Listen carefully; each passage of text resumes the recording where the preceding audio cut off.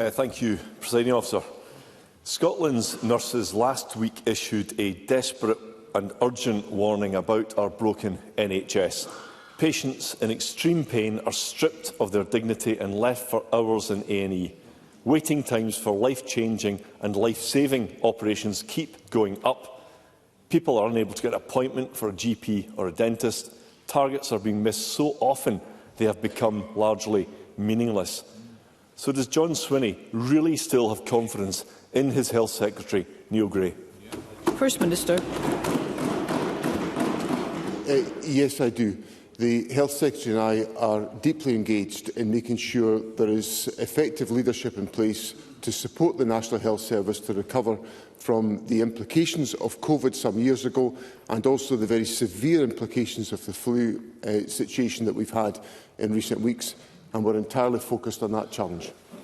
Russell Findlay. Our NHS is in a permanent state of turmoil, but Neil Gray is failing to do his job and refusing to be straight with the public. This week, the Health Secretary admitted that he misled Parliament. After taking taxpayer-funded limos to 9 football matches, he claimed that they were all to discuss government business. But crucially, he said he had all the official notes to prove this. But it turns out that some of the notes don't exist. Neil Gray had just made it up. And this was the second formal apology to the Parliament. Surely, long-suffering patients deserve honest leadership at this time of crisis.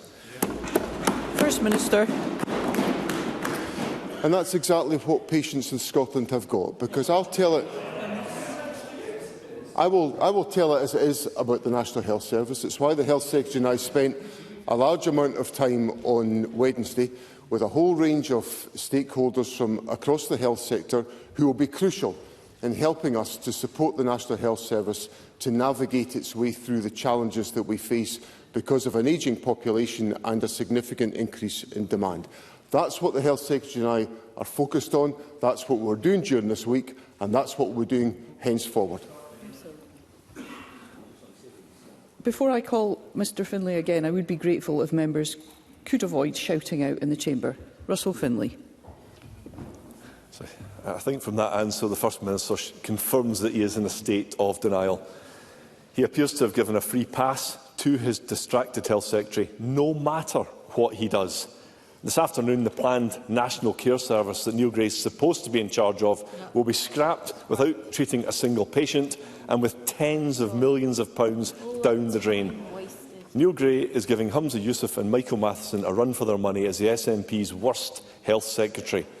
He misled Parliament, but he didn't come clean straight away. The truth had to be dragged out of him by the Scottish Conservatives. And I have a simple question. When exactly did John Swinney first know that Neil Gray had misled Parliament? First Minister. Presiding Officer, all of these issues have been set out to Parliament. The Health Secretary made a statement to Parliament. Let's hear the First Minister. The Health Secretary came here and raised a point of order on Tuesday when it was clear from the points raised by the Conservative and Labour members that there was an issue in relation to his original statement, and I've dealt with those questions accordingly. What I'd say to Mr Findlay and to members of the public around the country is that they should be assured that their First Minister and their Health Secretary are absolutely focused on delivering the leadership necessary to strengthen and improve the National Health Service and to deliver for patients. That's my commitment to Parliament today. Russell Findlay. That's just textbook John Swinney failing to answer the most simple of questions. If we didn't keep raising this, Neil Gray would never have admitted that he'd misled Parliament over taxpayer-funded limos to the football. This flagrant breach must be investigated by the independent adviser to the ministerial code. But John Swinney is standing by Neil Gray, just like he backed Michael Matheson and Humza Yousaf. Patients will continue to be let down by another dishonest and disgraced and distracted Health Secretary who is failing to bring down waiting lists. In the real world, If people can't do their jobs properly or don't tell the truth, they get the sack. Is it not time for John Swinney to show some leadership by sending Neil Gray in a chauffeur-driven limo, if he likes, to collect his P45?